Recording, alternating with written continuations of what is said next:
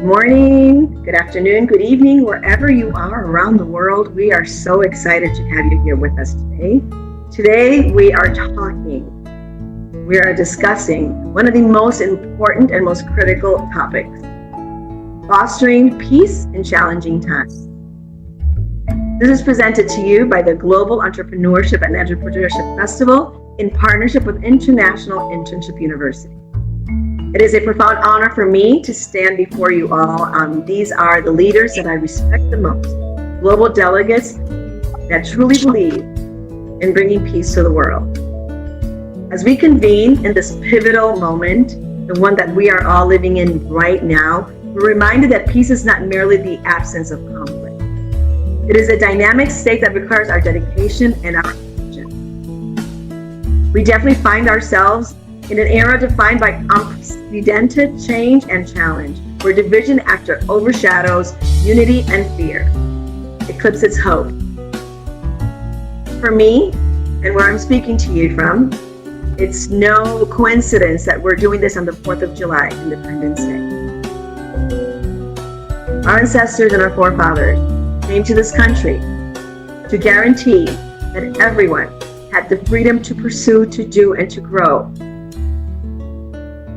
Unfortunately, in these recent times, we have seen a country that's different. But we haven't lost faith. We are here, and we know that this is just temporary because the people and the leaders that live here believe in peace. History shows us that even in the darkest of times, the human spirit has an underlying and unyielding capacity to rise, innovate, and find pathways toward peace. It's no coincidence also that we have entrepreneurs and educators with us today. Did you know that according to the Global Peace Index, while overall global peace has deteriorated in recent years, countries that prioritize entrepreneurship and education consistently report higher levels of social cohesion. Moreover, the World Economic Forum has stated that business leaders possess a unique power, the ability to drive not just economic prosperity, but also social change. So as leaders in business, as you all are, and in education, you're at the forefront of this vital movement. Throughout today's forum, we will explore the confluence of entrepreneurship and peace building.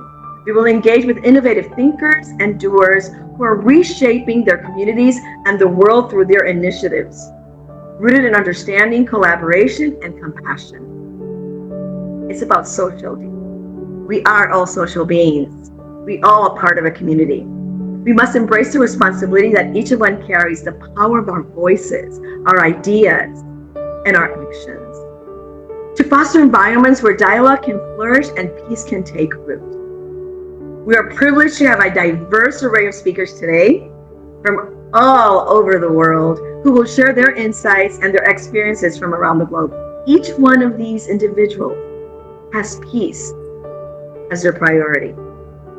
This has been a curated and selected group. Anybody who knows me understands that I don't invite people just to invite. I invite cause change. As we embark on this journey together today, let's be inspired by the resilience of those who came before us and the boundless potential of those who will allow. We will speak today with people that are living in war. We're speaking to people today, and it's not only the war that we read in the paper. There are different types of wars. And definitely every single one together here, I know we can cultivate a world where peace is not just a dream, but a live reality, where the values of empathy and understanding guide our actions. Thank you all for being here today, for your commitment for peace, and for your readiness to engage in this essential dialogue. You all know me. I'm a lady of words, but definitely a woman of action. Let us forge this path together. So welcome all to the Leadership Forum, Fostering Peace in Challenging Times. I will be telling you a little bit about who is and what is GEEF, which is Global Entrepreneurship and Entrepreneurship Festival. And I will also be speaking about International Internship University throughout our day. But today, I would like to start with our Global Peace Ambassador, a woman that reads really no introduction. She's an educator. She's a retired military. She's a best-selling author. She's a global speaker. But most importantly, she's a peace ambassador. She is our peace ambassador, but she also belongs to the world. Without further ado, let me present to you Dr. Teresa A. Mosley. The virtual podium is all yours. Thank you, Dr. Virginia, for those kind words. I am Dr. Teresa Ann Mosley, Her Excellency Dr. Teresa Ann Mosley, and I am the owner of TAM Creating Ambassadors of Peace. So definitely this is my platform. I welcome you today because I want to talk about fostering peace in this challenging time. Our world is often divided and our challenges seem unsurmountable as daily conflict resolves all around us, as you can see. But I want to take this opportunity to show you how we can have and foster peace, letting you know that even in this turmoil that we are in right now, we have an opportunity to reshape and rethink what's really important. We all are born with a divine assignment. Remember in Matthew, ye are the light of the world. Let your light so shine that all may see your good work.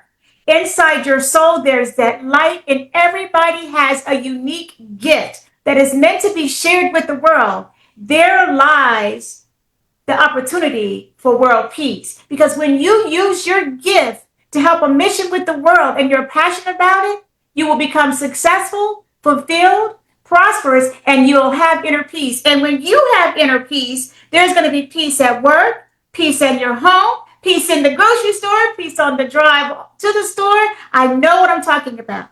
So here's what I want to share with you. Peace begins with understanding. You have to really understand what's really happening. It's so important. I tell my children, make sure you know all the issues when you start voting for someone. Don't vote because of what you hear, vote because of what you know.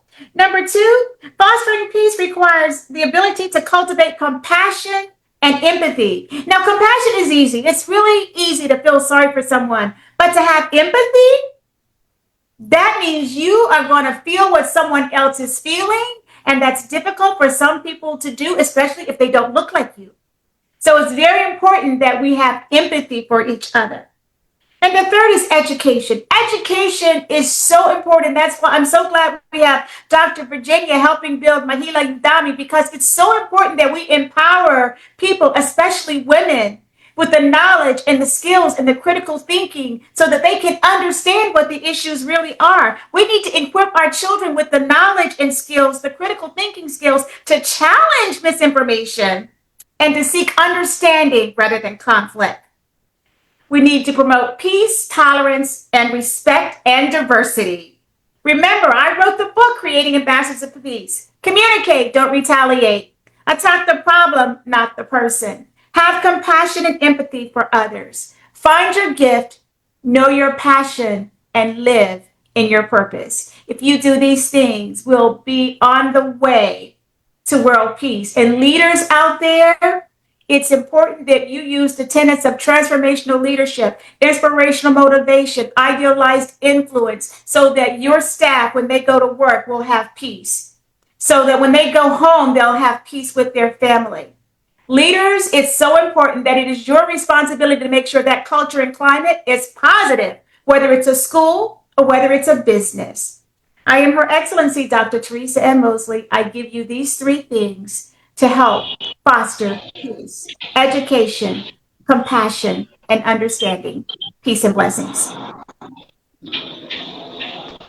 Thank you so much, Dr. Teresa, and I am really honored to have you start our conference today, because truly everything that you do revolves around peace. It's not only what she promotes, but it's how she lives. And when you speak to Dr. Teresa, you leave wherever you're at with that sense that you are in peace, that you're all calm, and that everything is going to be okay. So thank you so much, Dr. Teresa, for starting with us today. Our next guest speaker is where Dr. Freddie.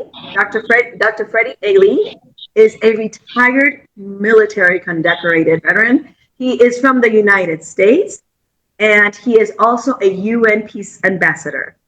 Dr. Freddie, the virtual podium is all yours. Good morning, good afternoon. Thank you for being here today. I am so honored and I am humbled to speak with you about a topic that is very close and very dear to my heart, and that's the power of being a peaceful leader. You know, in a world that often feels like there's a lot of chaos, things are divided, we live in a very fast paced environment.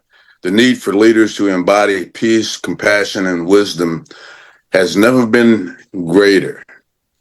You know, here in the U.S., have undergone a huge leadership change, and the effect has been pretty negative at times. So today, what I want to do is just explore what it means to be a peaceful leader and why it matters, and how each of us can cultivate this quality in our own lives. A peaceful leader is not someone who avoids conflict or shies away from the tough situations. Rather, a peaceful leader is someone who approaches challenges with calmness, clarity, and empathy. They lead not through fear or control, but through understanding, through collaboration and respect. Peaceful leaders inspire trust, they foster unity, and they create environments where people feel valued and empowered. Think of leaders like Mahatma Gandhi and Martin Luther King Jr., or even Nelson Mandela. They led movements that transformed nations, not through violence. Their movements were all nonviolent, uh, and not through aggression, but through peaceful resistance, moral courage, and unwavering compassion. Their leadership was rooted in the belief that true strength lies in peace, not in force. So in today's world where stress, competition, conflict are often the norm, peaceful leadership is a beacon of hope. And here's why it matters. It builds trust and respect. When a leader approaches situations with calmness and fairness, they earn the trust and respect of those around them. People feel safe to express their ideas and take risks and contribute fully. Peaceful leaders create environments where teamwork thrives by valuing diverse perspectives, resolving conflicts constructively, and bringing people together. They achieve a common goal. Peaceful leaders lead by example. Their actions inspire others to act with kindness, integrity, and compassion. They create a ripple effect of positive change. Leaders who prioritize peace and well-being create sustainable success. They understand that true achievement is not just about short-term wins, but about building a foundation of trust, of respect, and mutual growth. So what does it take to be a peaceful leader? I'll just share with you a few of those key qualities. First and foremost, I think a peaceful leader has to have some self-awareness. They need to understand their own emotions and strengths and weaknesses. They practice self-reflection and they're mindful of how their actions impact others. And that's a key point. Your actions and your decisions impact others. They have the ability to put themselves in others' shoes, to listen deeply, to respond with compassion. Empathy allows them to connect with people on a human level. They're calm under pressure. They always have humility. They resolve conflicts with compassion and empathy, and they're visionary, and have integrity. So now that you might be wondering how I can become a peaceful leader, there are some practical steps. Take time each day to pause, to breathe and reflect. Listen actively. Lead with compassion. Stay calm. Be a role model and empower others. When we choose to lead with peace, we create a ripple effect that extends far beyond ourselves. So as I conclude, I want you to understand this and leave you with this thought. Leadership is not about titles or authority. It's about influence. And I always believed that, and I learned at an early age, if you take care of your people, they will take care of you. So let's work on bringing people together and inspiring others so that we can influence others to be a peaceful leader. Thank you. I'm His Excellency Dr. Freddie A. Lee, and thank you for having me and let me speak with you today. Thank you so much, Dr. Freddie Lee. And Dr. Freddie A. Lee is also a global delegate from Global Entrepreneurship and Entrepreneurship in the cohort of 2025. And we are really, really excited and happy that you were here with us today. And like you said, Dr. Freddie, and I think also Dr. Teresa, it starts with us. If we want peace, it really starts with us. We need to start looking into, if everybody looked inside and did their part, we would not have the situations that we have today. So thank you again for being here with us today. And now I would like to invite Dr. Linda Pereira. Well, she's definitely a doctor, but Linda Pereira. Linda Pereira is a communication and tourism strategist. She's an entrepreneur. She's a speaker and consultant. She's a corporate diplomacy expert. And one of the most important things, she is definitely one of the best human beings I've ever met. Always open to help, always open to have somebody by the hand. And I think that is definitely one of the things that we really need in the world today. So, Linda Pereira, the virtual podium is yours. Thank you. Everyone can hear me okay, yes? I just want to let you know, first, I'm so honored to be among these people. And Virginia, you are absolutely amazing. I don't have to tell you how much I admire you. You're all being televised at this precise moment during our lunch hour into a forum of about 400 women watching you so that they can hear at least until 2:15. They can all listen to what we are saying. And my mobile phone is being used, so I hope nothing goes wrong. So we're televising you into another room. So thank you for inviting me. I thought I would approach this topic, which means so much to me and which has so disturbed me over the last year, over the last 3 years, in fact, because I have been very much involved with what has been going on in the Ukraine, because I have a business in Georgia, which is right nearby. So I've been quite disturbed by the changes in our world. So I have to say that these concepts have bothered me. So I've approached them in a different way. So in these really fractured times when headlines are all about conflict and fear and division, I'm looking at this as a leader in communication, but more than that, as a woman who believes in the transformative power of dialogue, of empathy, and of truth. So peace to me is not merely the absence of war. It's the presence of justice. It is the sound of voices being heard. It's the sound of equality, of people speaking freely and without fear. And in my field, which is communication, we are either amplifying that peace or drowning it with the noise. So we have to ask ourselves, what stories are we telling? What voices are we amplifying? And what values do our own words reflect?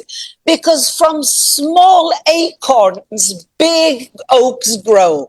So what are we contributing to the conversation that can be a small negative comment that can amplify a bigger issue? So as a communicator, I've learned that language is not neutral. Words matter. Words can build bridges or burn them. They can humanize or dehumanize. Every message that we craft, that we design, every narrative that we support carries in power, has impact. And as a woman in leadership, I know the importance of inclusive storytelling. Too often, the voices of women, the marginalized, the peacemakers, are silenced or sidelined. Yet these are the voices that often hold the wisdom for reconciliation. So how do we foster peace? First, we commit to truthful, responsible communication. Peace cannot grow in the soil of misinformation or propaganda. We must change falsehoods. We must resist sensationalism. And very often we actually indirectly contribute to it. We must elevate fact-based narratives. When it quacks like a duck, it's a duck, ladies. And it's important that we contribute, especially on digital platforms where divisions really spreads like wildfire. And an innocent throwaway comment often creates a tremendous conflict. Secondly, we have to harmonize each other across difference. Difference is good. Difference is positive. Communication that fosters peace must focus not on us versus them, but on shared humanity, whether it's across political lines, ethnic identities, or national borders. We need to create spaces for dialogue. This is one of them. Thank you, Virginia. We need to create these spaces where people feel seen, heard, understood, and not attacked. Thirdly, we must center women on peace building. Studies have shown that when women, studies have shown that when women are involved in peace processes, there's a lot of background noise from someone. Let me fix that. Go ahead. Let me. Okay. So we have lots of studies, and I continue. It's I often. Hello.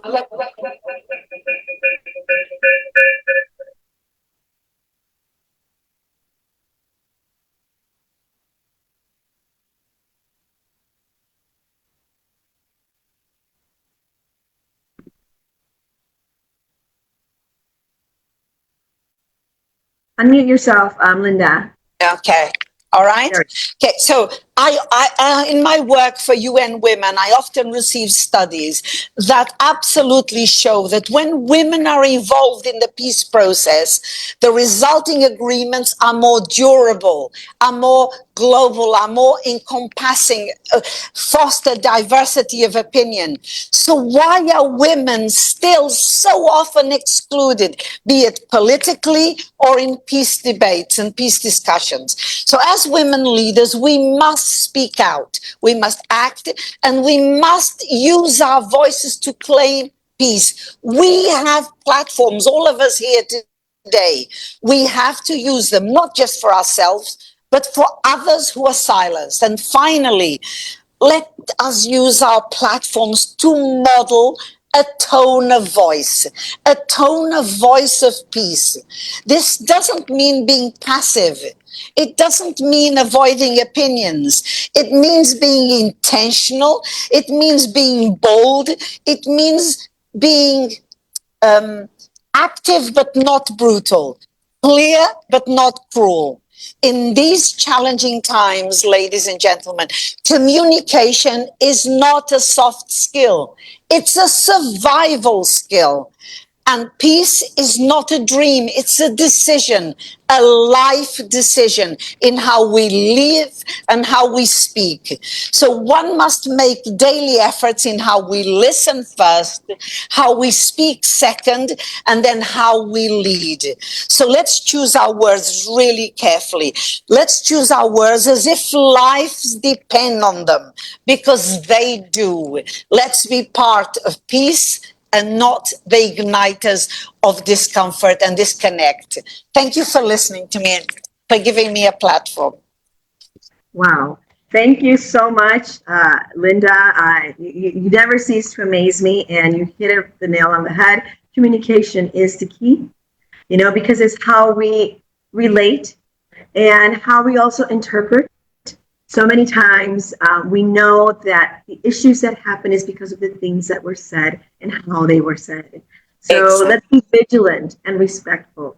It doesn't mean that you don't participate, like Linda said. It means that you need to be respectful in your tone.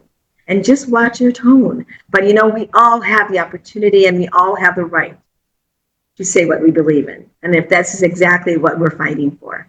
Thank you so much, Linda, for being with us here today. And to everybody that's watching, thanks to Linda. You're so welcome to be here, and we would definitely love to have you with us again. Thank you. Now I would love to invite Pernilla Borisa. She's a distinguished leadership strategist and the visionary founder of the leadership program, Honor Your Leadership.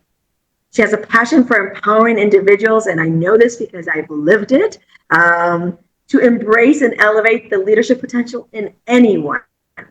Pernilla provides innovative strategies and insights that inspire transformative growth and change. Pernilla, welcome. Welcome to the virtual stage.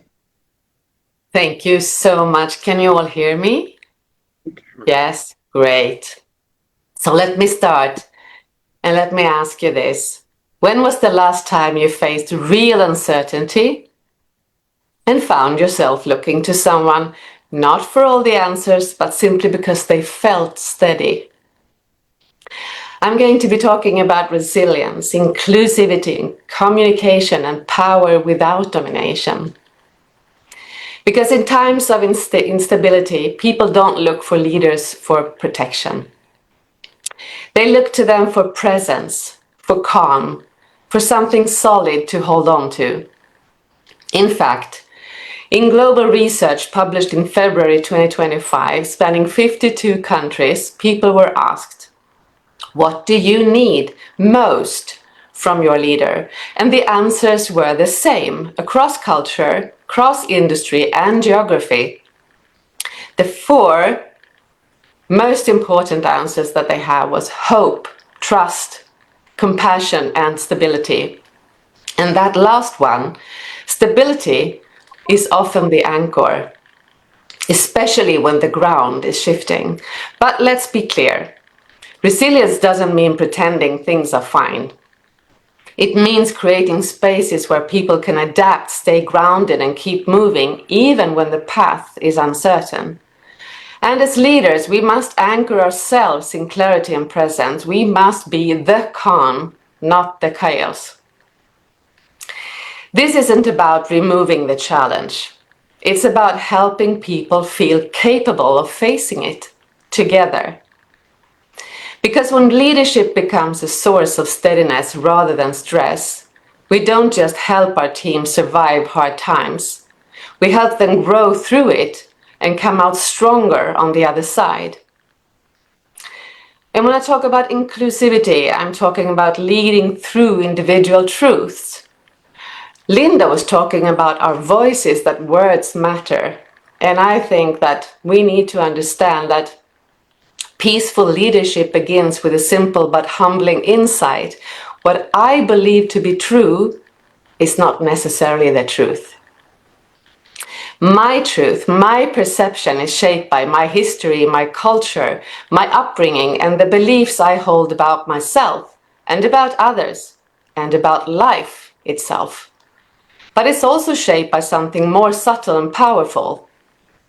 It's also shaped by how my brain is wired to interpret the world through the lens of my dominant psychological needs and deepest motivational triggers.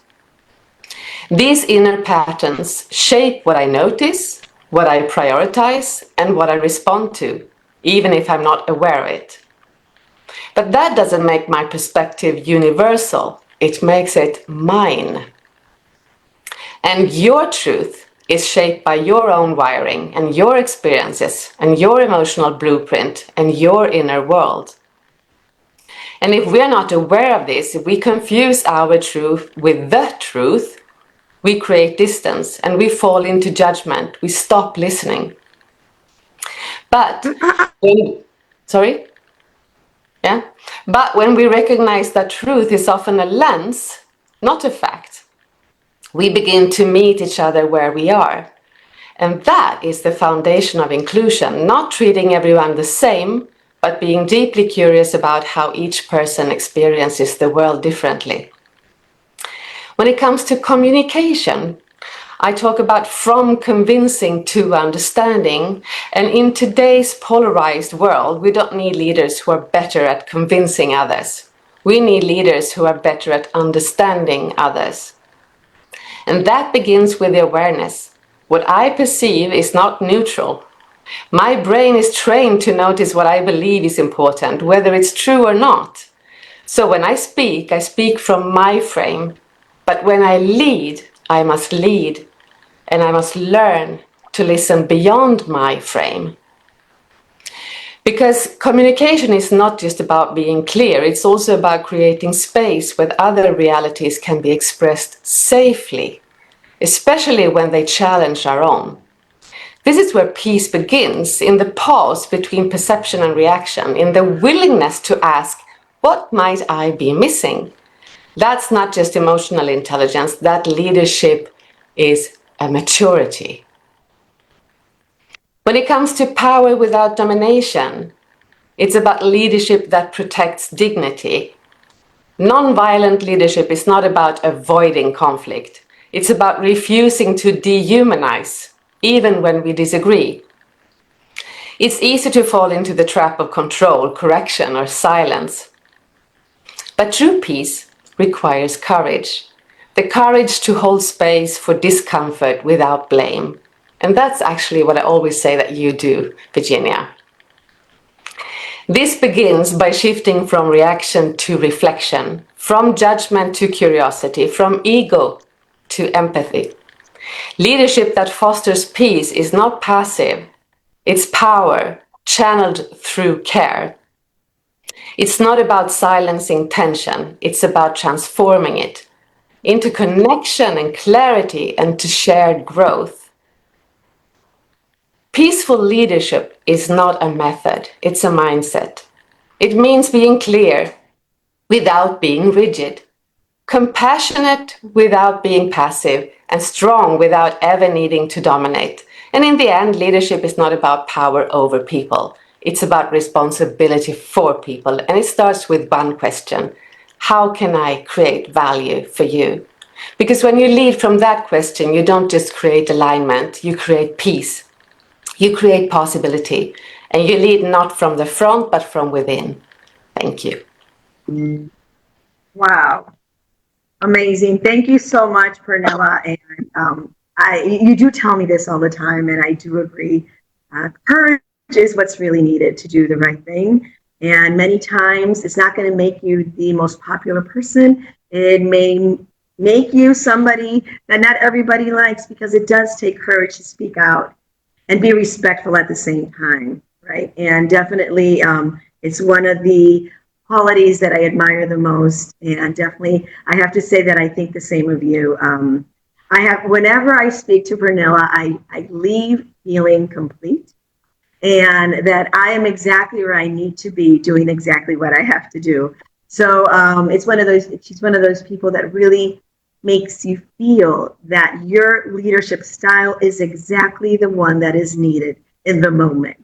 And I know that not everybody thinks they're a leader, but definitely we all have different leadership ways, because we all at some point or another have to step up and show up. And something else that I've learned from Pernilla is showing up no matter what, right? You need to show up in order to cause change. So thank you for Pernilla for always being here and for really saying yes. She is our Sweden ambassador for Global Entrepreneurship and Entrepreneurship Festival. And like I said, I'm a global delegate, and I am very, very proud to have her in this cohort. Thank you, Pernilla. I would like to invite now Lila Edwards. Lila is a mentor and entrepreneur.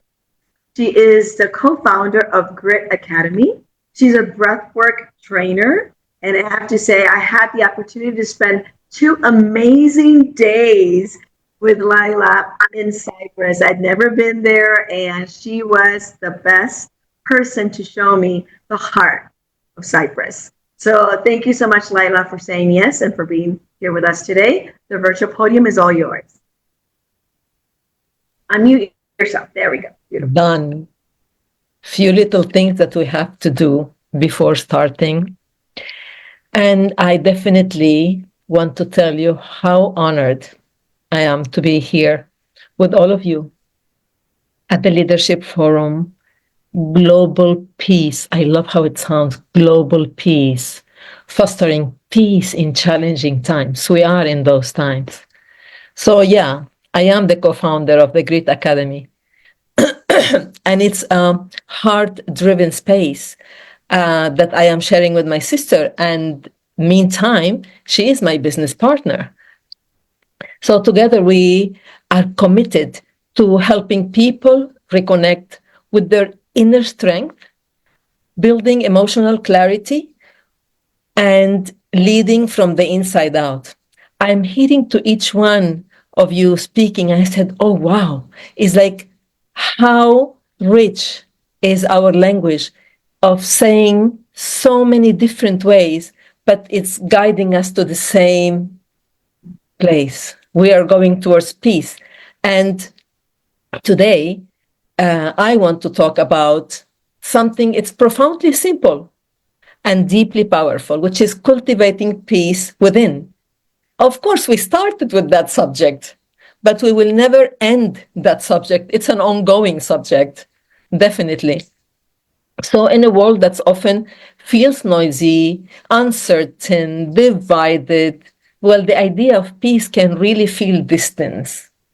And it's like something we must change or restore out there. I don't have that possibility. But real peace, the kind of peace that sustains, the kind that transforms, begins within. And it begins with consciousness, a moment to moment awareness of who we are, how we feel, and the energy we bring into each room. Doesn't matter if it's online, we bring that energy with us. We are in a room, Zoom, Meet, Google, whatever the name is, we are in a room. And also we bring into each relationship and each decision. So it's like going from macro to micro in that peace path. However, it begins with a breath because we're alive. So conscious breathing, it's just inhaling with awareness, exhaling with intention. Just that can shift everything first for us. So going to the Grit Academy, why? It's because we believe in peace and we believe that it's not a destination. That has been said. It's a practice. And like any practice, it requires attention, patience, and care.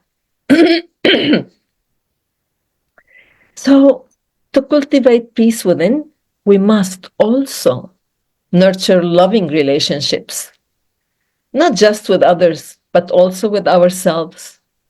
So relationships built on respect, understanding, communication, and one of the most underrated practices of peace, it's conscious listening. Listening without interrupting, listening without judgments, listening to truly understand, not just to reply. So, and just as we give time to others, sorry, we must give time to ourselves, time to reflect, time to breathe, time to check in. How am I doing today? Just to come home to ourselves, because from that grounded place, definitely we're better able to enjoy quality with time and with others. And that is a real connected and nourishing time with each other. So peace also asks something courageous of us, to live with dedication to what matters. So in our world, full of noise and distraction, clarity is a radical act. When we align our action with our values, so we create peace, not only inside of ourselves, but in the way we lead, we love, we serve. Yesterday I said, I'm becoming a professional favor maker. It's like, and somebody said, like a fairy.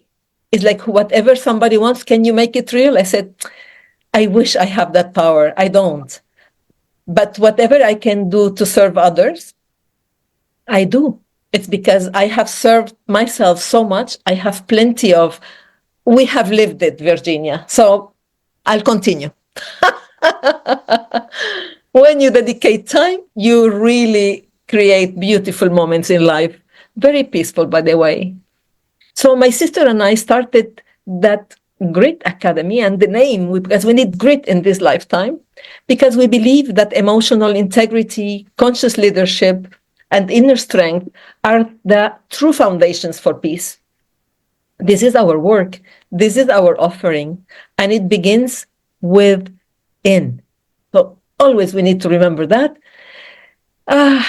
So here we're gathering those beautiful leaders, visionaries, peace builders. We need just to remember that peace is not passive. We think so, but it's not. Peace is a practice, and it starts with breath, of course, because we're alive, and sometimes, or with a thought, and continues with action.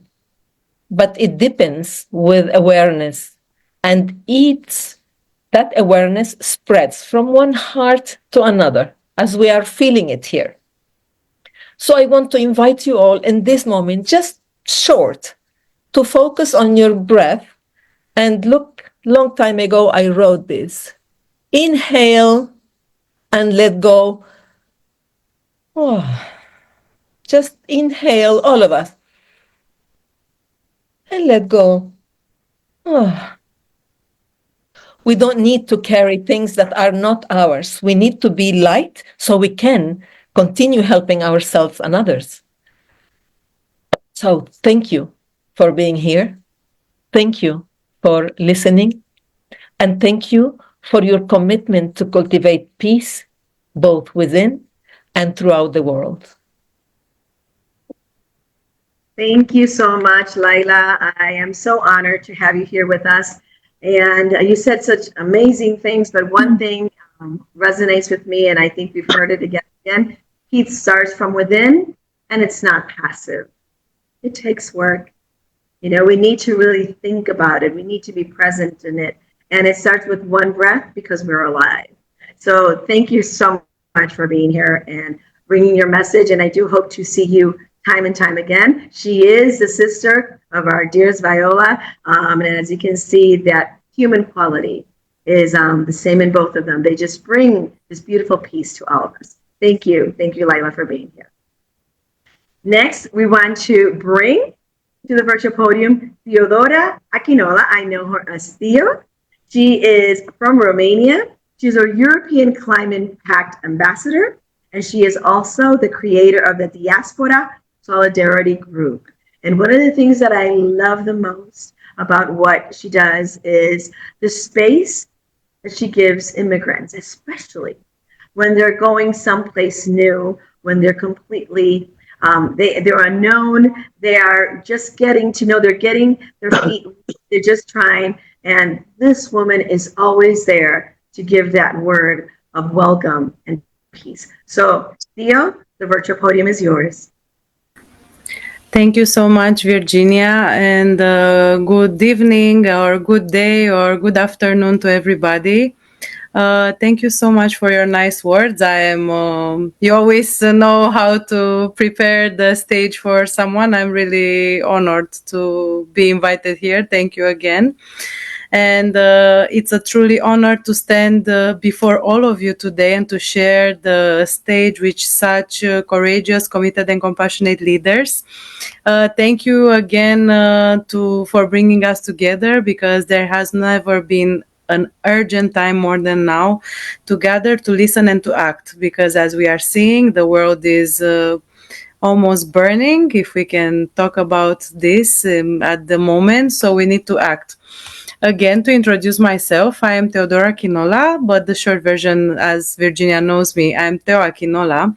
I am a woman of Romanian heritage indeed, and the president of Diaspora Solidarity Group. I'm an activist at core since the beginning, since I was really young. I'm also a facilitator, but most I'm a believer in people, and especially in women and youth that can rise through adversity, and especially in the communities that need to hope more and to pass over the fear.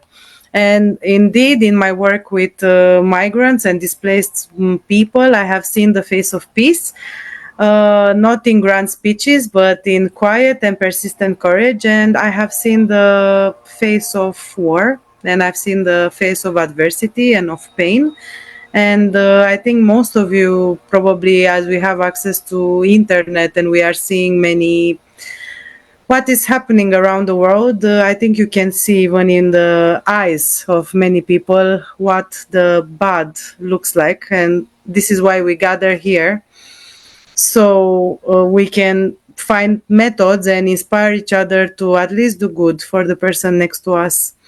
I have seen peace in and many people, especially in mothers, learning new languages as her children can feel at home and can integrate in a new country. I've seen teenagers sharing story with room full of strangers, stories of pain, stories of fight, stories, not necessarily like a call for help, but more as a inspiring and trying to find people next to them that are passing through the next thing to, shaking hands, but with shaking voice as well. I've seen other people creating space for others, maybe that were never invited to speak, that were never invited to share what is happening between themselves, because many other people are sharing the same feelings. This is how I see peace looking like, not as perfection, not as a policy or as rules or as a really, clean and soft and all being perfect in their place. No.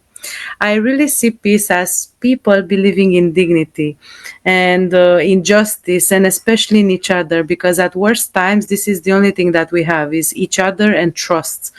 And even if the world tells them that they don't belong, is the people that still make them belong.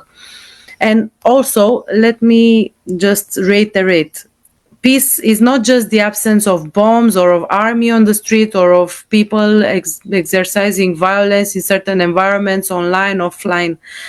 Peace is the presence of belonging and the protection of human rights, because yes, every human has human rights, and especially the ones pushed further the margins, they need to be the ones that are most protected.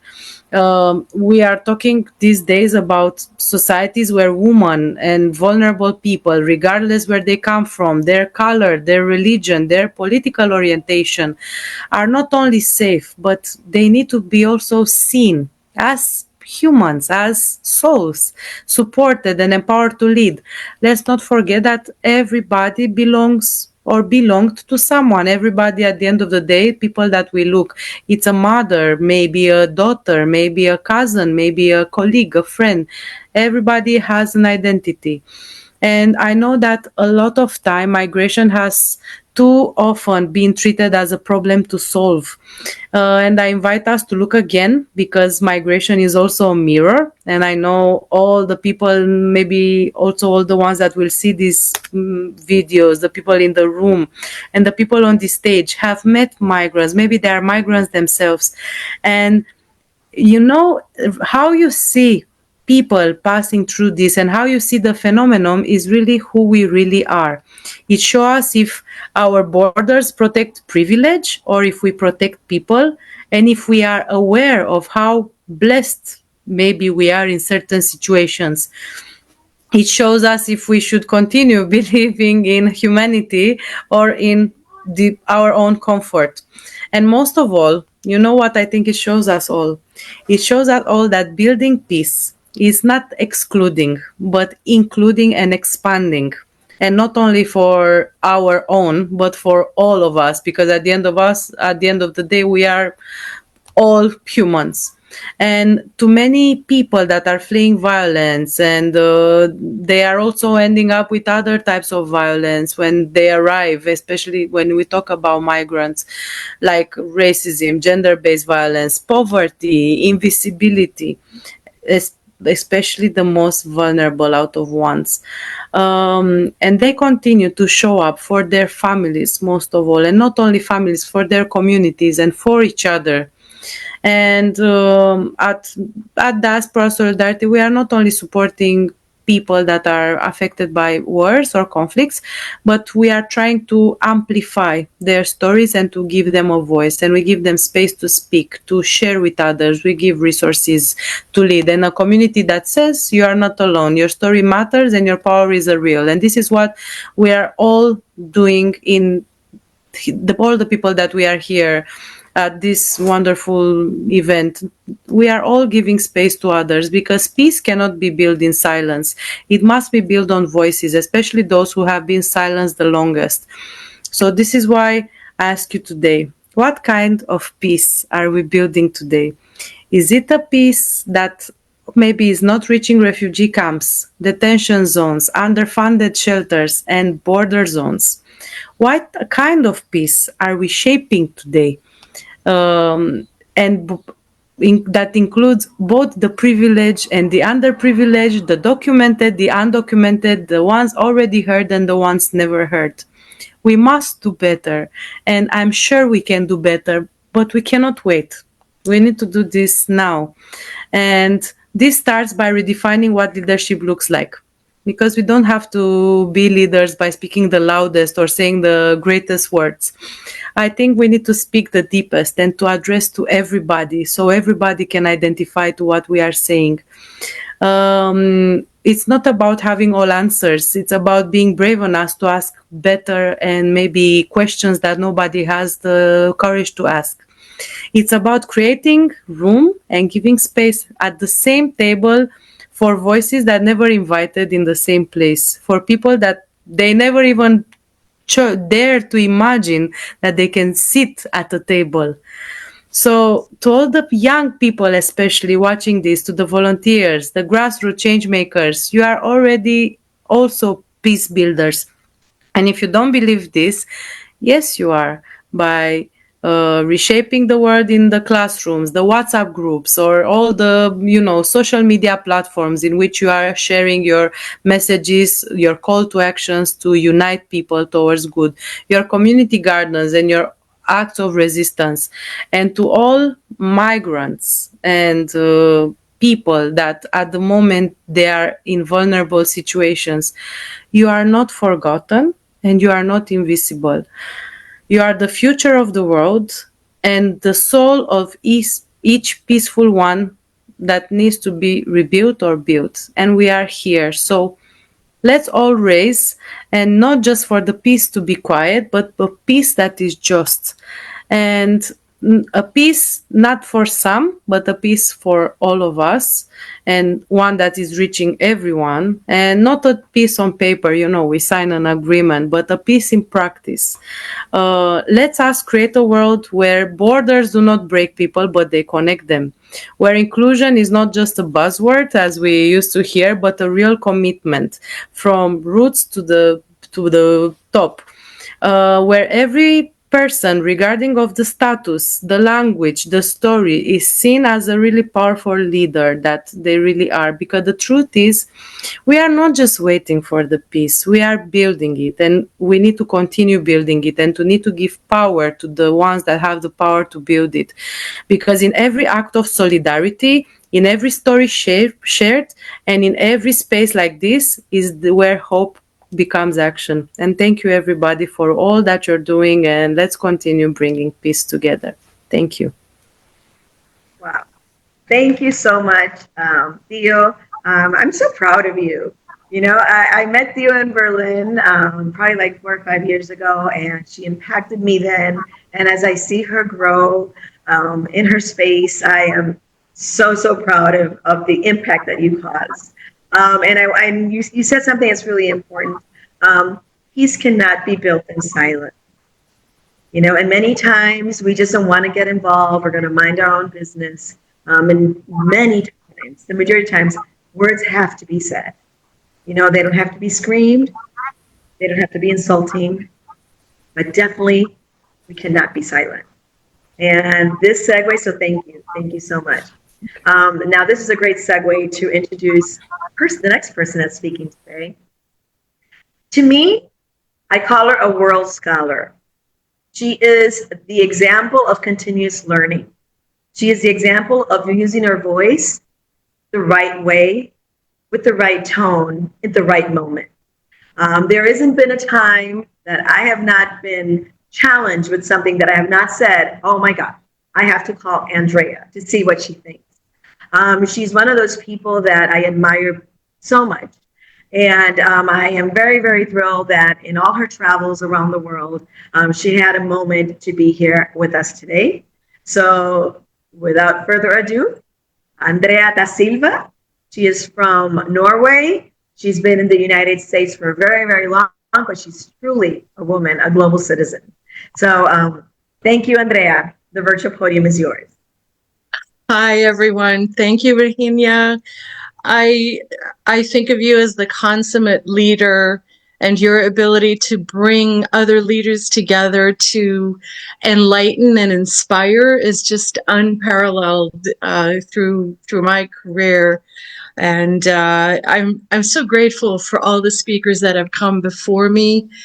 All these ideas that have come out this morning about peace requires leadership, about listening actively, about the power of words, about raising our consciousness and being very present, about thinking about people who have come from diverse backgrounds and may not have as much as we have, who may not have a platform or a voice, and how we can become allies and help people bring their voice to the foreground.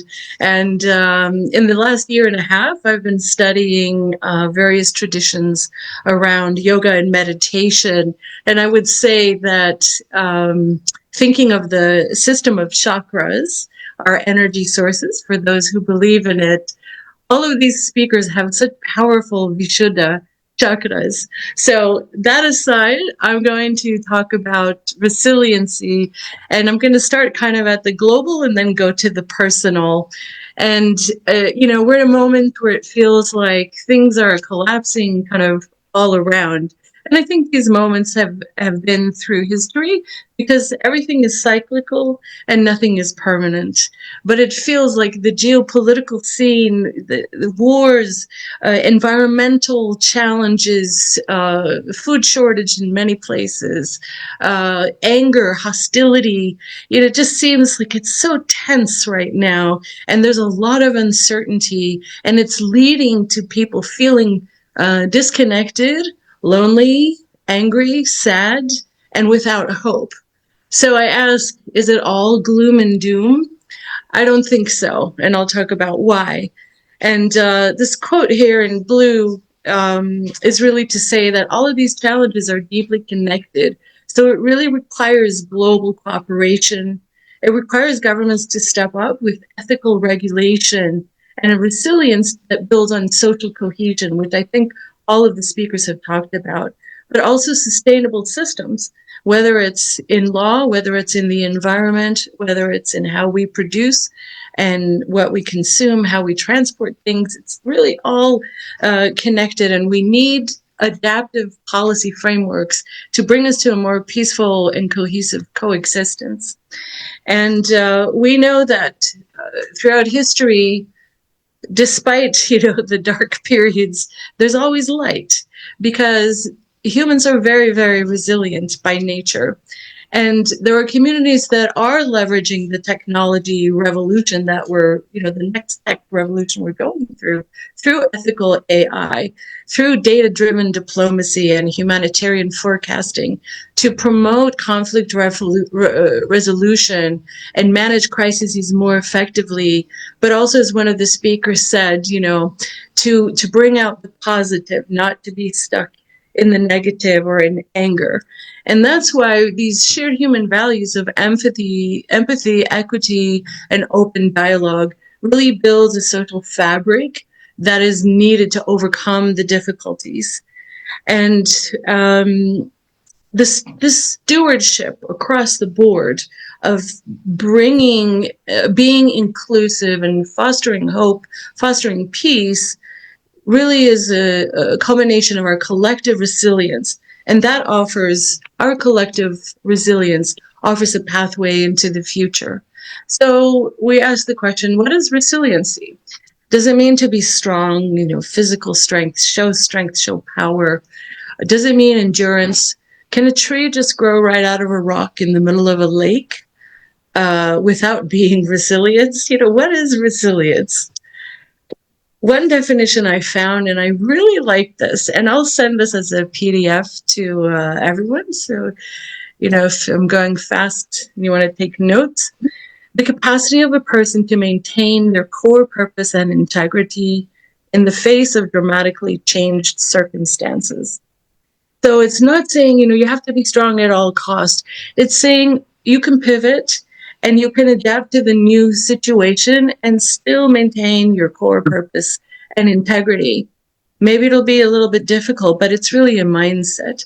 So what are the building blocks for building resiliency? How do we bounce back from challenges and move towards living joyfully and peacefully from the heart, as one of our other speakers had said? There are these 5 steps: strengthening social connections. So seek help, whether it's from your friends, your family, or a professional who is neutral. Don't go this path alone. Practice self-care. I think this is the one advice that we could all agree on, and that I think is most crucial right now. And no matter where you live in the world, really, you know, work on all the things that brings joy and relaxation to your heart, to your body, to your mind. Maybe it's stress management techniques, maybe it's meditation or yoga, and also focus on the physical, the things you consume and eat, and get enough rest. Sleep is so underrated. You know, not sleeping for 12 hours a day, but getting the good deep sleep. And for me, the quintessential kind of sage advice coming from, you know, history and coming from more spiritual communities in particular, practice gratitude, even for the smallest things. Wake up in the morning and tell yourself what you're grateful for, or what you're going to try to be grateful for, instead of thinking about the things that aren't working, that are sad, that are stressing you out, that are negative, and challenge that negative thinking. Is there another way to think about the situation? Reframe this negative modality into something. Maybe it's not positive / Hollywood happy ending, but maybe it's the difference between walking around with a knot in your stomach all day and maintaining a sense of calm, present optimism that you can preserve on. The 4th building block is fostering a positive mindset. And the key out of this point I want to bring forth is view setbacks as opportunities. It's not to be Pollyannish, but it's to rewire this negative programming we often tell ourselves subconsciously or unconsciously. And again, practice gratitude. And I had to put this little kind of Easterish image of the bunny and the chicklet because it's just so cute and cozy and cuddly. And those positive images, you know, bring out this sense of positivity in our mind. And it is quite possible that the purpose of our lives is to be happy. And the final and 5th resiliency building block, finding meaning and purpose in life. Have you identified your values and the goals that offer you a sense of purpose? And how can you offer help to others and bring a positive impact to your community, such as with participating, showing up, and speaking on this conference today? And for those of you that are taking the time to listen and to participate in the audience. So I looked at the American Psychological Association's website to see what the definition of resiliency was. And it read, the process and outcome of successfully adapting to difficult or challenging life circumstances, especially through mental, emotional, and behavioral flexibility. I love that. You know, there's no stigma in this idea. It's, you know, can we all flex a little bit more? Can we all rewire this negative thinking? I think we can. I grew up in Norway, as Virginia knows, and I was just there, and I was amazed at, compared to the United States, things felt so open and inclusive in such a different way. And that's really a whole other presentation in and of itself. This word mot, not mot, mot means courage in Norwegian. And these Olympic athletes put together this youth organization to basically demonstrate resiliency in life.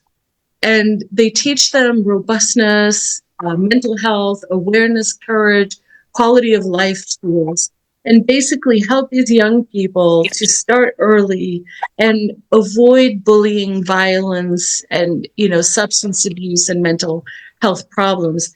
And this model has been adopted in many other countries at this point because it's very effective. And I think these Olympic champions, you know, they knew they achieved incredible success from their physical prowess, but they knew at the baseline of that was their mental acuity and their resilience.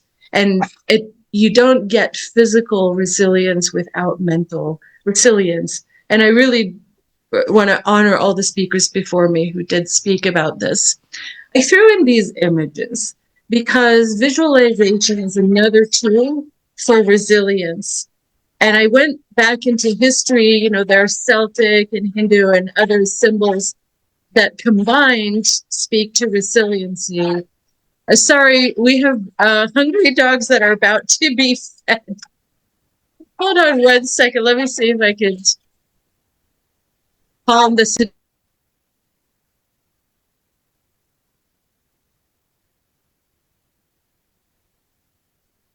Okay, she'll be right back. I think she said there were dogs.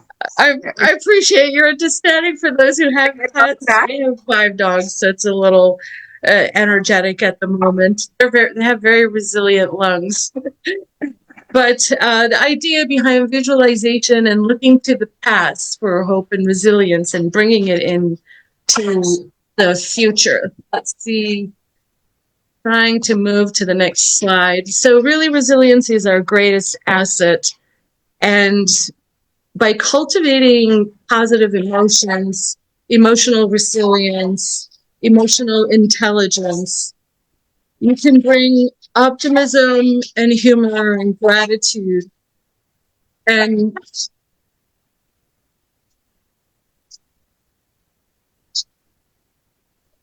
one second.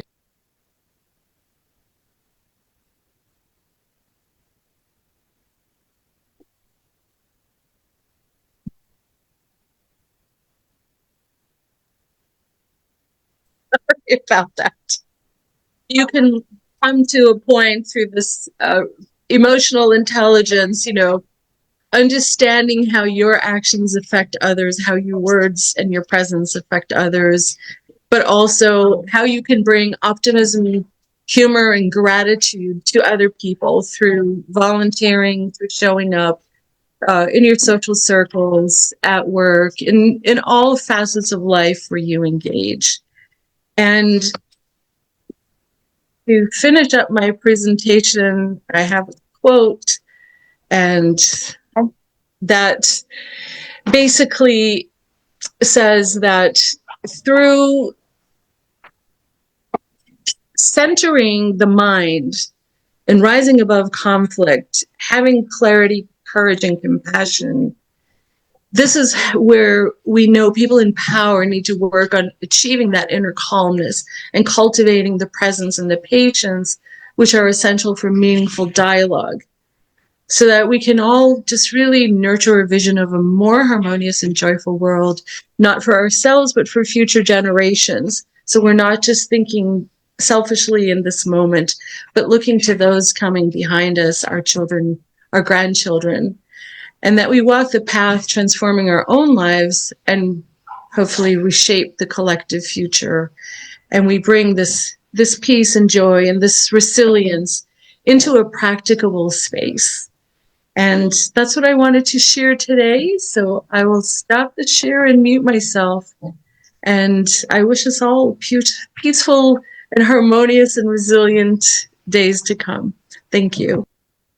Thank you so much, Andrea. Thank you, thank you. Definitely, like I said before, a world scholar, definitely for me, and resilience.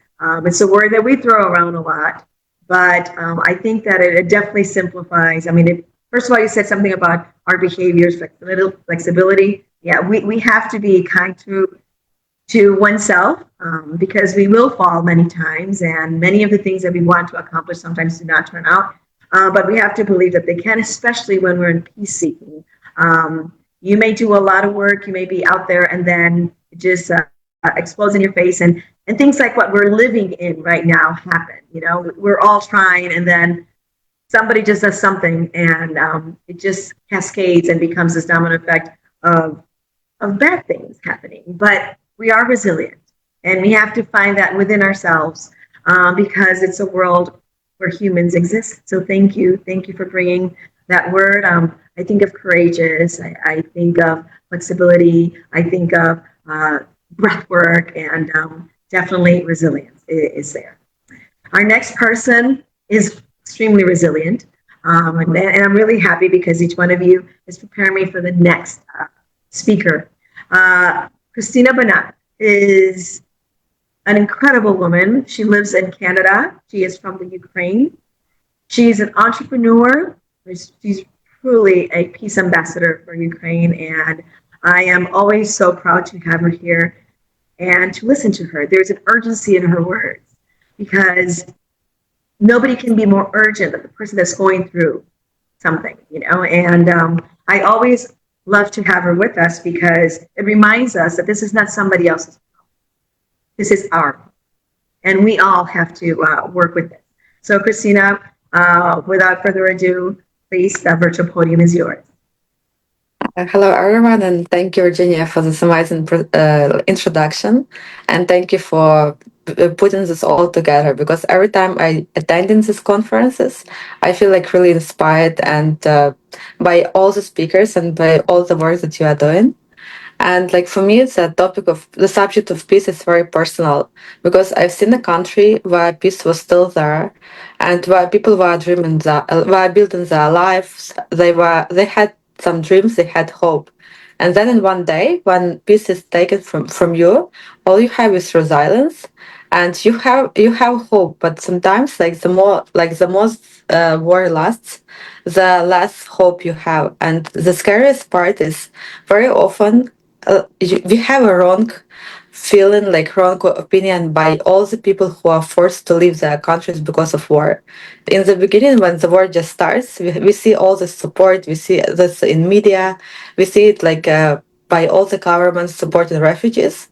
But the longer the war lasts, the less like emphasis, the less love like you feel from those who once accepted you. And I personally believe that when we talk about peace, we should really help someone and really not just speak, but actually act kindly and act in a way where we show respect, we show a lot of support to those who are forced to leave everything behind. And also, we should remember that peace is not just what happens at big events or in government buildings. It also starts with us. It starts with our actions. It starts in our homes, like our communities. And every kind word and every act of support, and every time we choose to understand instead of fight, we are also creating peace. So I just want, it's like kind of a call of action. If you know someone who is forced to leave their country because of war, be more like supportive and try to help. And also when you hear when you don't see like news about this country, it's not because like the war is over. It's just because the longer the war lasts, the less interest the international media or like other governments have towards you. And the worst is like when you are a victim, but they try to make you guilty. After some time, they just try to make others believe that like you are guilty on that situation. Maybe you didn't accept or like you didn't want to become part of negotiations which are just unfair towards you. And then they start to put this mind in other like people that what's happening in your country is because of you, it's because of your government, it's because of you not willing to stop. But in reality, like you don't really have a choice. It's like when you become part of this, the only choice is just like to accept like fair conditions. And if like these fair conditions are not given to you, like all you have is like more expectations that others would join, would be more supportive, and really build peace together with you. Thank you. Thank you so much, Christina. Thank you for being with us today. And like I said, Christina makes it really real. The majority of us will see something on TV, we'll read, but she said something that's key. Just because other news has come up or fake news is coming up, we forget about the real things. There is still war, and we still all have to unite, and we still all have to receive, and we still have to have an open heart for those that have to leave their countries looking for peace and nonviolence. And most importantly, we have to be there for those that have to stay because they don't have any other option. So just because we're not seeing it in the headlines doesn't mean that this is not happening. And it doesn't mean also that we don't have the power to change what is happening. So thank you for Christina for always being the voice and always reminding me, that this is alive and today it's Ukraine, but every day we see that it's something different. And, we know it's silly because if we really started with the peace within, if we really realize what we all talked about today, it starts with you, we would not be going through this, but we do. So Christina, thank you for taking the time, being with us, and again, giving us this urgency that this is something that we all have to work on. Thank you. And, peace is not only in that foreign peace country. It happens when we receive them, and we don't receive them with open arms. These are people that have to leave their homes, not because they wanted to, because they were brought into a situation that they just had to participate in because they have no other option. So you know what? This is our problem. This is our job to continue to talk about peace and be peace. So thank you, Christina, for being here. I would like to invite now Viola Edward. Viola is definitely one of those mentors that when she comes into your life, she will never be out of your life. You think about her all the time, and she is definitely one of those filters that I use when I'm thinking, should I do this? Should I not do this? Viola is a personal and corporate advisor. She is an incredible mentor. She's a board member and co-founder of Grit Breathwork. She is a fashionista, a mental health and wellness expert, and definitely she's an advocate for education and advocate for women empowerment. And I am very, very, very happy to have her here with us today. So I know you're here. My dear Viola, the virtual podium is all yours. Hi. So happy to be with you and so happy to be able to get out. And I'm in an event where there is 1,000 women in Berlin and just escape for 3 minutes to be with you. So as we gather today, not merely as representatives of nation or organization or NGOs, but as members of one shared humanity, bound by the same breath, the same sky, and the same fragile dream, peace. In this time of rapid change and so many challenges, the word peace can sound distant, almost naive. Yet peace is not a passive state, nor a luxury for quiet times. It is an active, courageous commitment, a daily choice to honor our differences, to transform conflict with compassion, and to build bridges where walls once stood. It's very touching to go to the monument here, the peace monument, where it's representing of that wall that come down, and may it remind us always that also walls can come down. Peace begins within each of us. It is born in the silence moment when we choose understanding over judgment, dialogue over division, and empathy over indifferences. From our families to our workplaces, from communities to nations, peace is seated in how we see one another, not as strangers, but as mirrors of ourselves. But peace also demands collective action. For that, events like this are so important. It requires just institutions, inclusive policies, and economic opportunities that leave no one behind. It calls us to dismantle system injustices that breed resentment and violence, and to uplift those marginalized by poverty, discrimination, migration, or displacement. To achieve lasting peace, we must embrace education that fosters critical thinking and global citizenship, empowering new generation with the tool to resolve conflicts peacefully and imagine new paths forward. We also must invest in women and girls who are often the first to suffer in time of wars, yet who are also among the most powerful architects of peace when given a voice. We must remember that peace is inseparable from sustainability. Environmental degradation and climate crisis do not recognize border. They fuel instability and deepen inequality. To secure peace, we must heal our relationship with the earth. Really honor her resources with care so that future generations inherit not a battleground of scarcity, but a sanctuary of abundance. And as you know, peace starts from inside. Above all, let us recognize that global peace is not the responsibility of leaders alone. It's a shared duty that begins in the heart of every one of us. Each act of kindness, empathy, each word of respect, each effort to listen and understand, these are the quiet revolutions that shape a more peaceful world. I always carry inside of me that sentence from Jane Goodall that she says, "You want it or not, your action gonna impact the world every moment, every day. But it's your choice to decide what kind of action, in which direction you want to impact."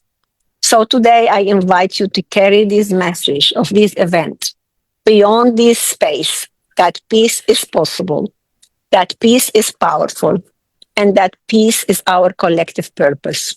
May we have the courage to dream of a world where every child can grow without fear, where diversity is celebrated and where dialogue triumphs over discord, where education and health and clean water and habitat and all these SDGs will be the right of many of us. Together, let us make peace, not just as a hope, but as a living reality. One breath, one word, and one heart at a time. Thank you, Virginia, so much for this place. It touched my heart. I become quite emotional when I'm reading it because it was all what's happening in the world now. But I totally believe in humanity, and I do have hope that we will achieve it. Thank you for this space.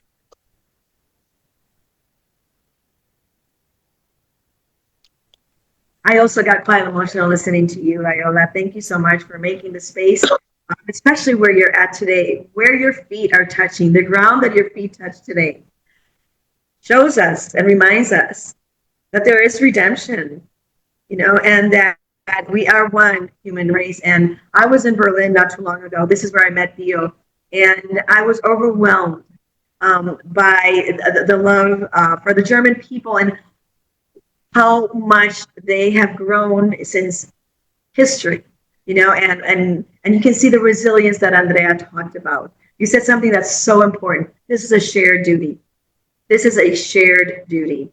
And it's not only for us, it's for future generations. And I also wish that every child is born in a place that he doesn't have to want.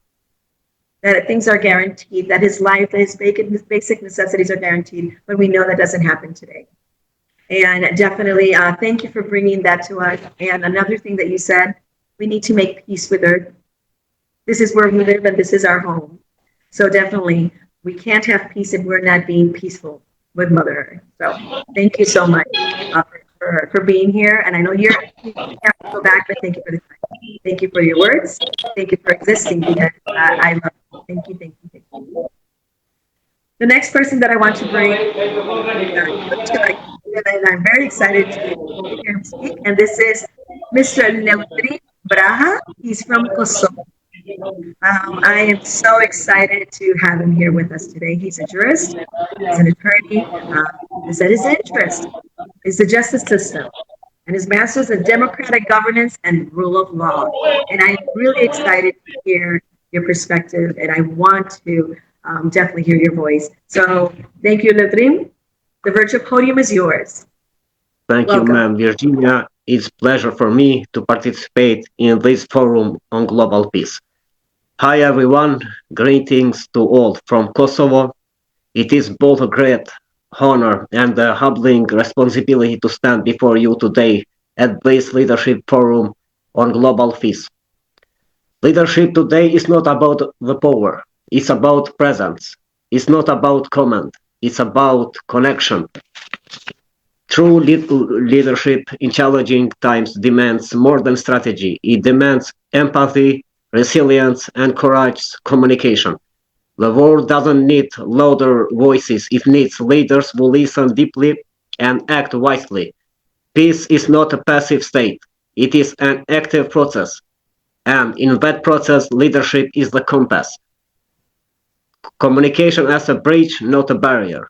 Too often, we speak to reply, not to understand. And yet, in conflict resolution, communication is the most underrated superpower.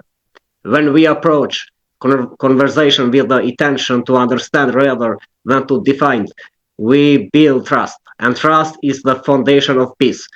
Whether in boardrooms, classrooms, or crazy zones, let us choose dialogue over debate, listening over labeling, and humanity over hostility. Peace is fragile, but people are not. Even in the darkest moments of human history, resilience has been our survival mechanism. Think of communities that rebuild after war, refugees who carry hope in their eyes, young people who turn trauma into activism. As leaders, it is our duty to nurture this resilience, to invest in systems that help, not just ones that punish, and to create environments where people feel safe enough to grow. Let's face it, conflict is part of human nature, but violence is no destiny. Peace building is not about pretending that conflict doesn't exist. It's about creating mechanisms to transform it constructively. Mediators, peace educators, grassroots activists, there are the unsung heroes of our time. They show us that solutions don't come from silence. They come from courage, conversation, and shared responsibility. Our challenge is not just to resolve conflict, but to prevent it by addressing the root causes: inequality, injustice, exclusion, and fear. As closing, I can say, what kind of leaders must we be? Leaders who are brave enough to be kind, wise enough to admit they don't have all the answers, and bold enough to build bridges in a world full of walls. Let us not just talk about peace. Let us lead it, live it, and inspire it wherever we go. Because peace is not a summit we attend. Peace is the path we choose every single day. Thank you for your attention.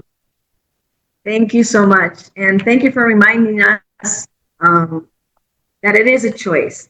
We need to do this every single day. Every single day, we need to make a choice that we will promote and that we will live in peace. You know, and just like Viola said, this is our shared duty. And you just reinforced with your words, you know, so let's all make a choice to live in peace and to promote peace. And many times we want peace, but when we're out there and when we're interacting, that's the least of the things that we exemplify. So Let's continue to live in peace. Thank you so much, Logrin. Thank you for being with us today. Thank you. Thank you. I would like to invite now Professor Dr. Ambassador CPA Shainul Banji. She comes to us from Tanzania, and she is she is a woman of numbers, and I'm really, really excited to have her with us here today. So, Dr. Shainul Banji, virtual podium is all yours. Thank you. Peace greetings to all present here. Please allow me to switch off my camera due to low internet connectivity.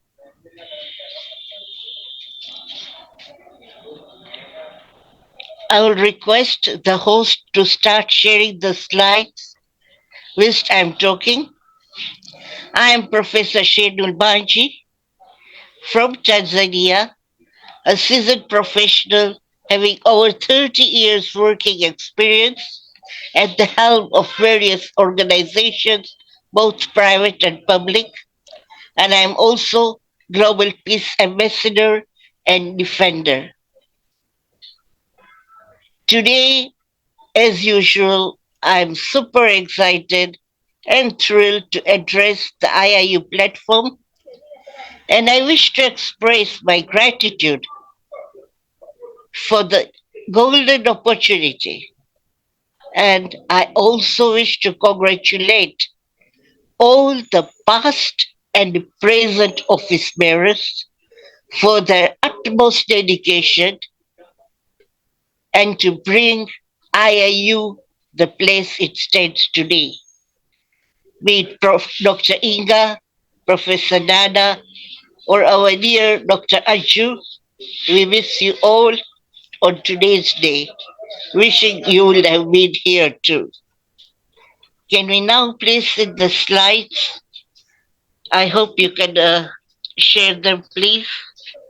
You're going to have to do it without the slides because we're trying to connect it and it's not going up. So I'll try, but I'm not sure. I'll try to share. I'm sure.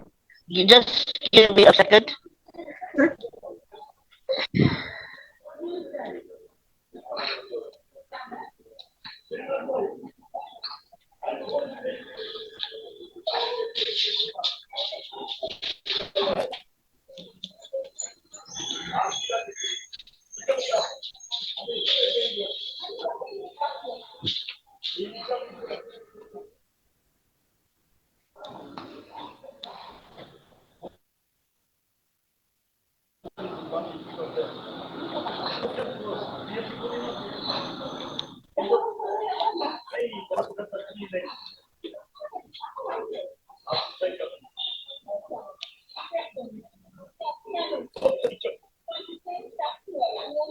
Can you? Is it possible?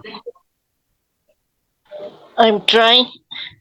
You can. It happened to me with your presentation. I tried and it wouldn't go on. So if you can read it, if you want, and because unfortunately I'll send it to you. I'll send it to you on WhatsApp. I'll send it to you on WhatsApp. Just go ahead. No. If you want, send it to me on my WhatsApp. We'll go to the next. We'll go to the next one. Okay, let me talk. Okay, let me talk.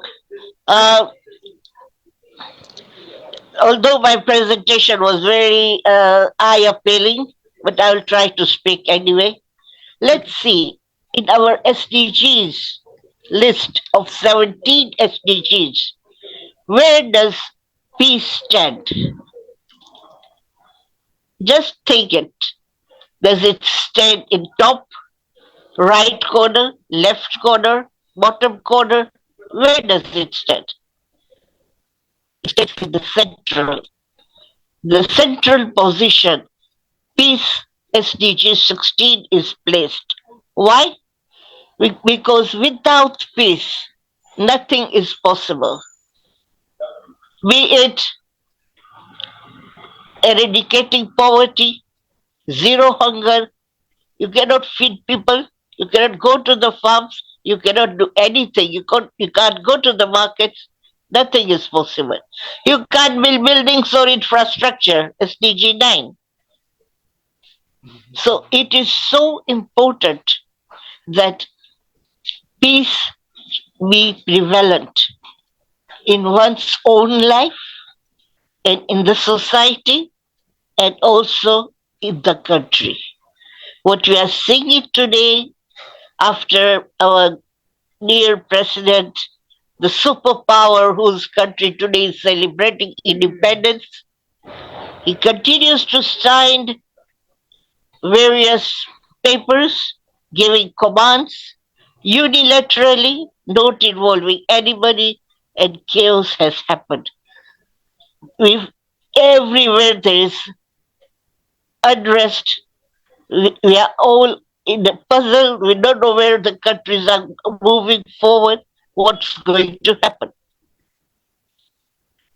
Our previous speakers, starting with His Excellency Dr. Freddy and the other speakers, all have very well elaborated on peace issue, and I had just put it in a bullet form, so it's okay if I'm not covering it.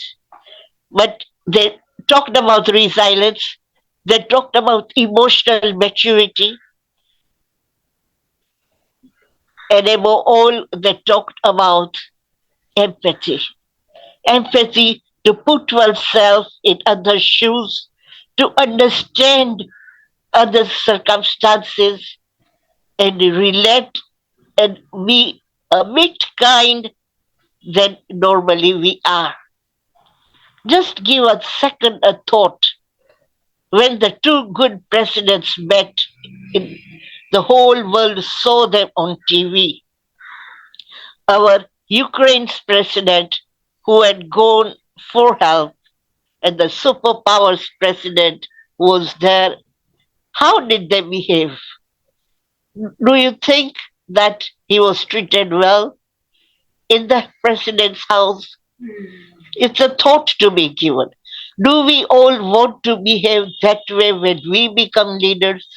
Or in our own organization, in whatever capacity we are, do our people under us look at us this way? That when we go in times of trouble, we will be treated that way? No, nobody wants that way. We all want to be treated with empathy, with kindness, and with wholehearted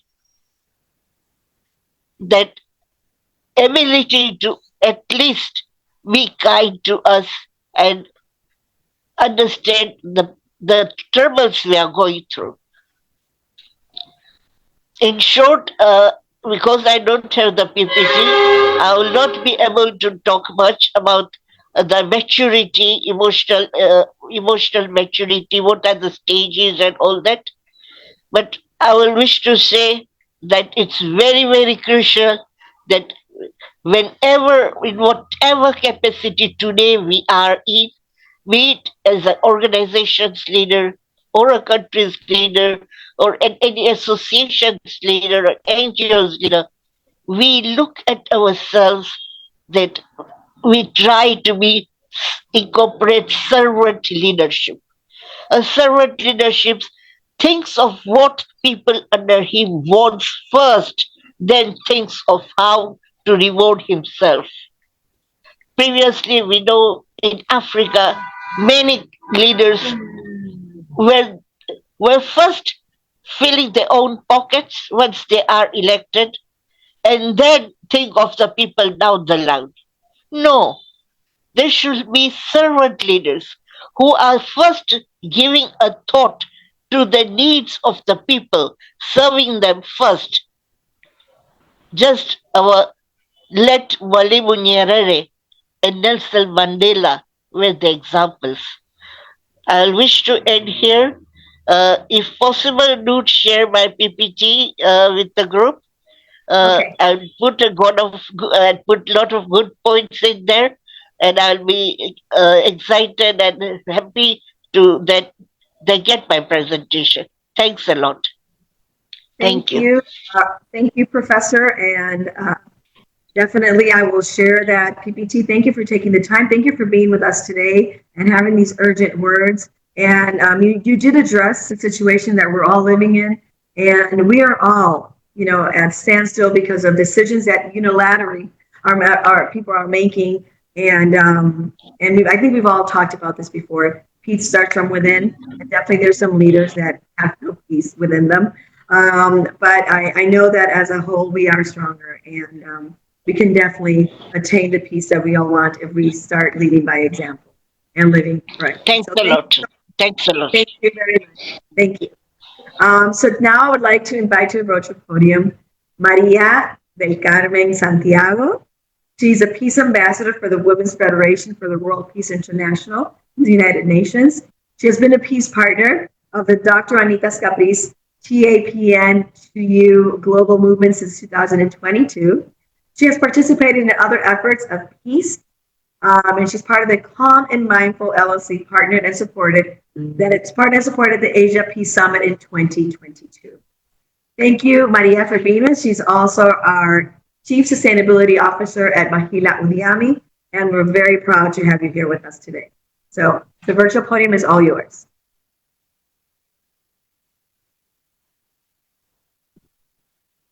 Welcome. We saw it. It was there. Yeah, there you go. Okay. I'm going to be mindful of the time. I'm going to be 5 minutes, and I'm going to show a précis that I prepare based on the notes that I made about this. Okay. Where is it? Where is it? I can't see it. I shared it before. We see it. We see your presentation.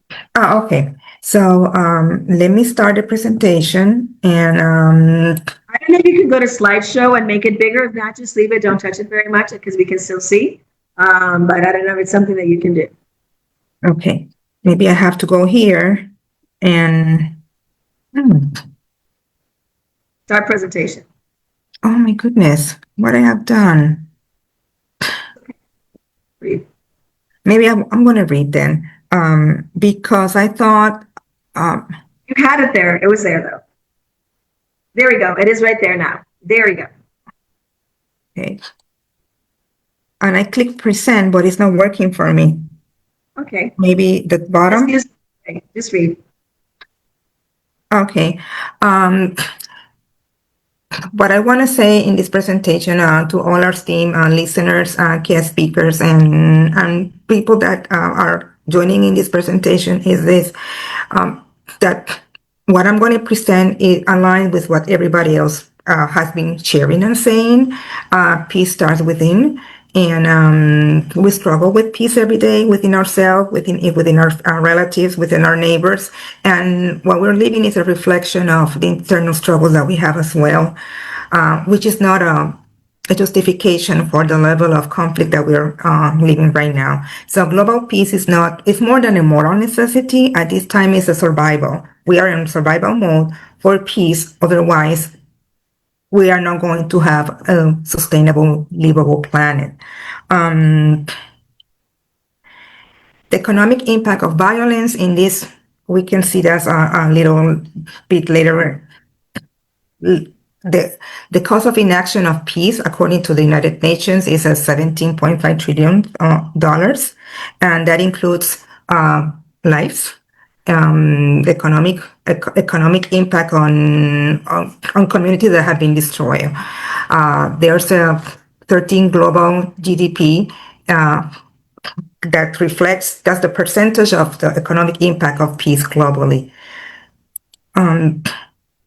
Cycles of poverty continue, and like other presenters have said, like Linda, I remember she mentioned, and Leo, I think Theo or Leo mentioned that the base of peace is justice. So if we don't work for justice and equity, we are going to continue that struggle for peace, because we are fighting for economic stability, and we're fighting to access resources that sometimes some countries say, okay, this river, this side of the river of clean water belongs to us, and when the other one says no, it belongs to us. So these are about boundaries, and these cycles of this continues.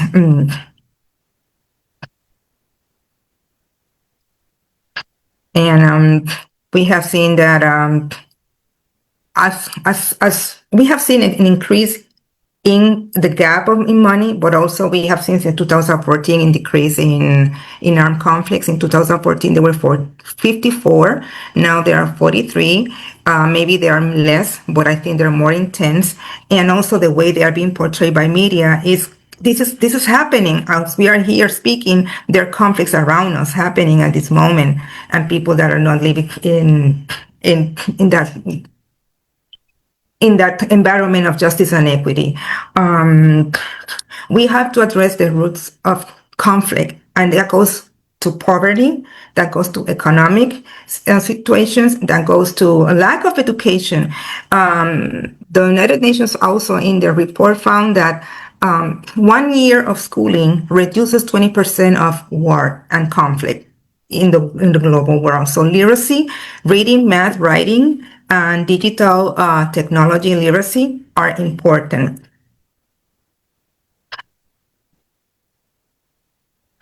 The power of dialogue and peace building. Okay, I'm going to share this with this presentation with Dr. Virginia so she can share it in her website or with all of you. It's important to, I think it's my cat again. Plug something here.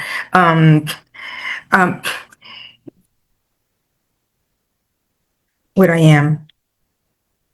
I think I lost connection. Oh my goodness, it took me to another place.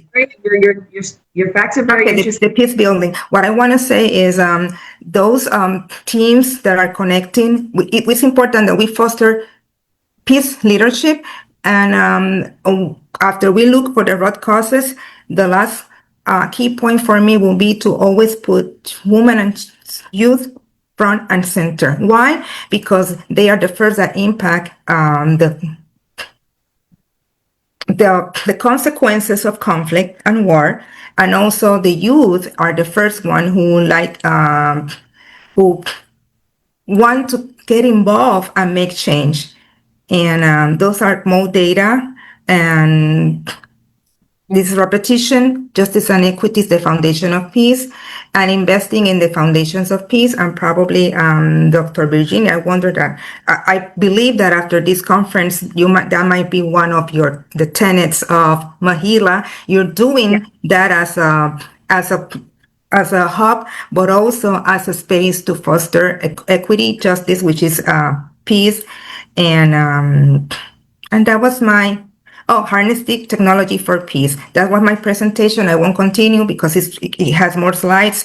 But with talking about digital technology literacy, it's important that we spread good information and we dispel hate and misinformation with ethically. And that will be my presentation. Thank you so much. Thank you, truly, because you brought so many incredible facts, and I really appreciate the fact that you are trying to get it to us, and also you'll send it. You said something that we haven't really discussed before, and I think that's definitely for another forum, but peace finding and peace in the world is not just a social justice, it's also an economic situation. And you talked about 17 trillion dollars that it has cost us not to be a peace. And you said so many other things, but so I want us all to think about this. It is the earth, it is humanity, but also what is very, very important, it also affects our bottom line. It also affects our global economy. So definitely, thank you for bringing these facts to us. And I'm very grateful to have you here with us, Maria. And more than anything, very grateful to have you contribute with us here in Mahina Uliami. And you're right, peace is sustainability. If we don't continue to find peace, we will not be here as a human race. So it is one of the key components of what we do or what we're going to do in Mahina. So and I'm trying to stop sharing. So so you will. There's a little red thing at the bottom that says stop here. Oh, okay. I did. So I'm going to excuse myself for now. I have other commitments with family, but thank you for this space, Dr. Virginia, and for having me among these incredible global leaders and guests. And I will send this to you in the WhatsApp, the presentation. I will share it with everyone. Okay. Thank you, Maria. Thank you so much. Dr. Srividhya, are you on? Yes, you are. Yes, I'm there. Let me introduce you. I'm very, very happy to have you here with us today. Ambassador Her Excellency Dr. Srividhya Sukumar. She's an educationist, a governance advisor, quality assurance, and compliance. She's an expert. She's a strategic transformation. She's a life and business coach. She's an author. She is definitely a great educator here at IIU, an esteemed and respected professional, and somebody that I love working with because she's always so on point and definitely an advocate for climate change. Welcome, and the virtual podium is yours.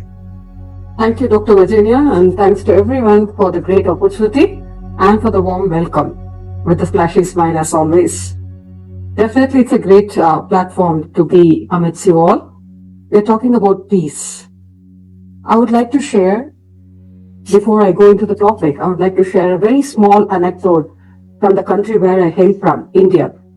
It's a story of Swami Vivekananda's thoughtfulness and empathy through a very small life happening, which he related that he is an ambassador of peace, which made him realize that he is definitely an ambassador of peace. And what is that is, before his trip abroad, his mother tested him by asking him to hand over a knife to her. So he went to the kitchen, he brought the knife and he handed